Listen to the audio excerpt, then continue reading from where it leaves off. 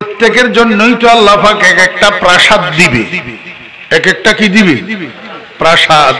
ও বেরা দোস্ত আহবাব, এই প্রাসাদের মধ্যে যার প্রাসাদ তার জন্য একটা শয়ন কক্ষ থাকবে, sleeping room, night hold room, রাত্রি যাপনের কামরা।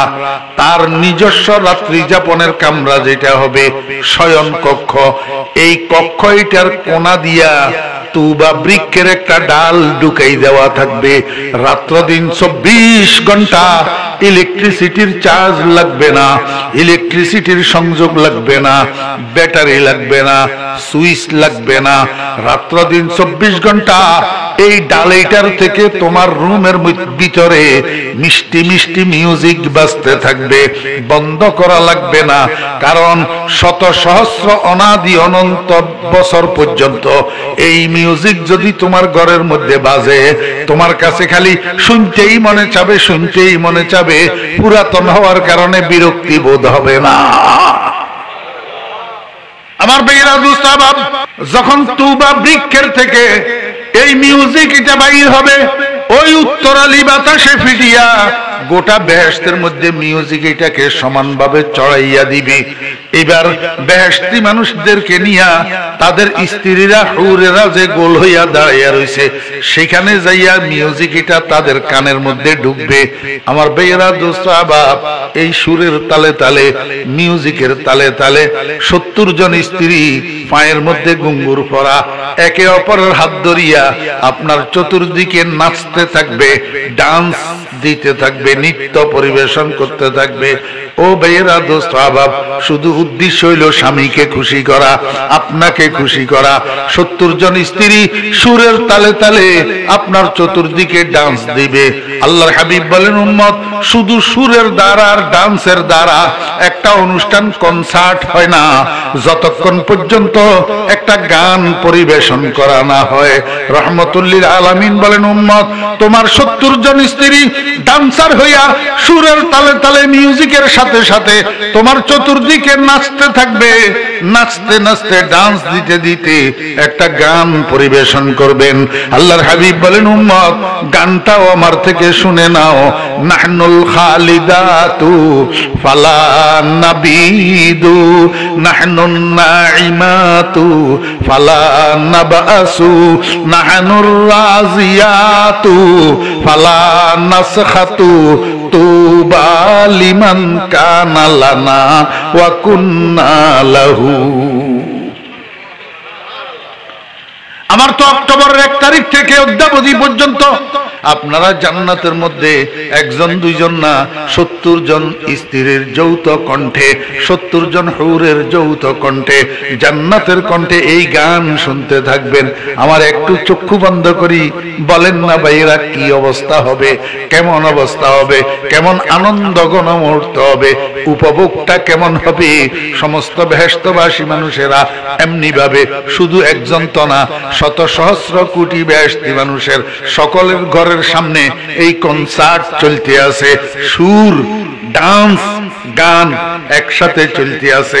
নাচের তালে তালে, গানের তালে তালে, সুরের তালে তালে সমস্ত বেহেশতি মানুষেরা আত্মহারা হইয়া থাকবে, দিক বিদিক জ্ঞান শূন্য হইয়া থাকবে। ডাইনে কি, বামে কি, সামনে কি, পিছে কি, কিচ্ছু খেয়াল থাকবে না।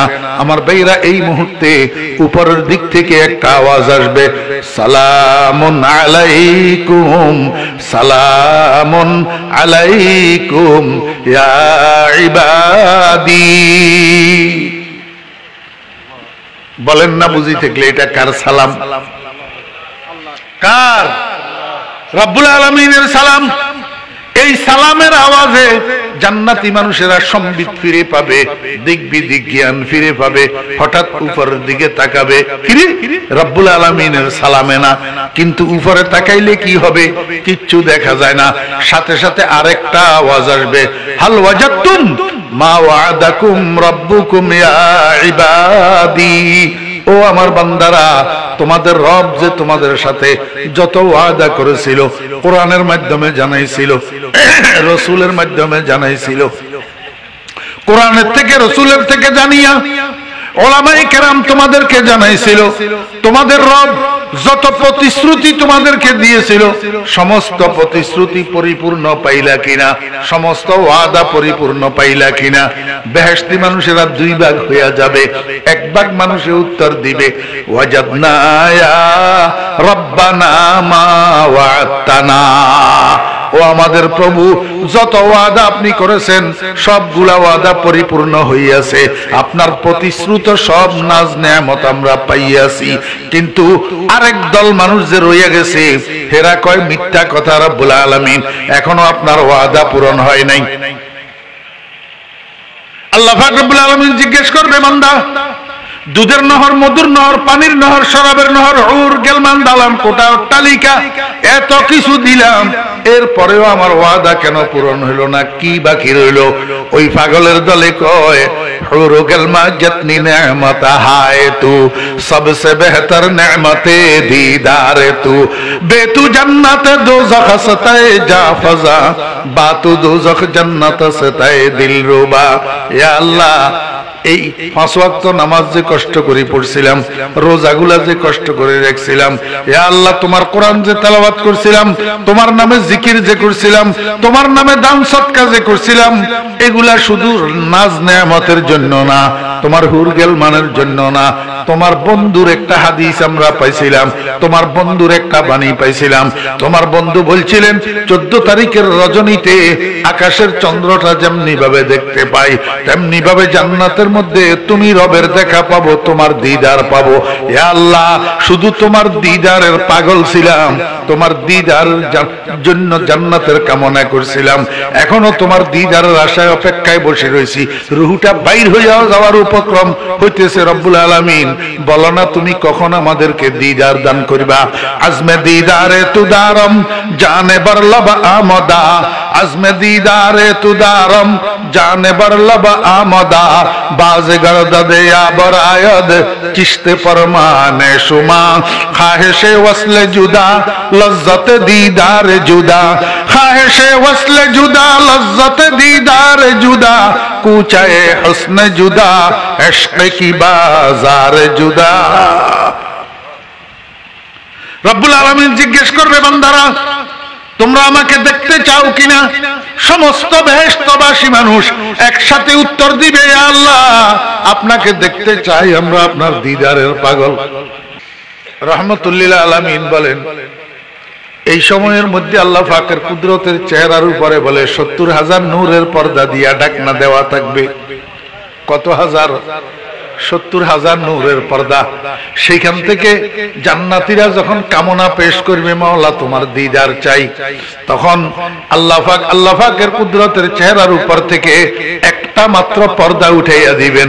এই একটা মাত্র পর্দা উঠাইয়া দেওয়ার সাথে সাথে জান্নাতি মানুষেরা এক পলকের জন্য আল্লাহ কুদরতের চেহারার দিকে এইভাবে তাকাবে, কিন্তু 1 সেকেন্ডও বরদাস্ত করতে পারবে না। আল্লাহর নূরের তাজাল্লি বরদাস্ত করতে না পারিয়া চিৎকার দিয়া বেহুশ হইয়া পড়িয়া যাবে। এক বেহুশিতে 40,000 বছর কাটিয়া যাবে, খবর থাকবে না। বরফ তাজ লজ্জতে দিদার সাজহোশ, বরফ তাজ লজ্জতে দিদার সাজহোশ, শরাবে বেখুদি জাদা আজ দিলস জোশ। 40,000 বছর বেহুশ থাকার পরে এইবার বান্দারা নিজে নিজে আবার হুঁশের মধ্যে আসবে। আল্লাহ পাক জিজ্ঞেস করবেন বান্দা বেহুশ হইলা কেন? বান্দারা বলবে মাওলা তোমার নূরের তাজাল্লি বরদাস্ত করতে পারি নাই। আল্লাহ পাক বলবেন ঠিক বলছো, আমার 2 প্রকারের নূর আছে, একটা নূরে জালালি আর একটা নূরে জামালি, একটা কড়া নূর আর একটা মিষ্টি নূর। দুনিয়ার মধ্যে আমার কড়া নূরটা প্রকাশ করছিলাম সূর্যের মাধ্যমে, এই কারণে দিনের দুপুরে 12টার সময় সরাসরি সূর্যের দিকে তোমরা তাকাইতে পারতে না, দৃষ্টি ফেরত আসি যেত। আর মিষ্টি নূরটা প্রকাশ করছি চন্দ্রের মাধ্যমে, এই কারণে রাতভর যদি চাঁদের দিকে তাকাইয়া থাকতা তোমাদের চোখের কোনো অসুবিধা হইতো না। ও বান্দা, এই যে তোমাদেরকে এখন আমি সাক্ষাৎকার দিলাম, এটা আমার কড়া নূর দিয়া দিছি, নূরে জালালি দিয়া। যেই নূরে জালালি দিয়া আমি আমার সাক্ষাৎকার দিয়েছিলাম আমার মূসাকে তুর পাহাড়ের মধ্যে, মূসা বরদাস্ত করতে পারে নাই, চিৎকার দিয়া বেহুশ হইয়া পড়িয়া গেছে, তোমরাও বরদাস্ত করতে পারো নাই, চিৎকার দিয়া বেহুশ হইয়া পড়িয়ে গেছো। বান্দা এবার চলো, তোমাদেরকে আরেক জায়গায় নিয়ে যাব।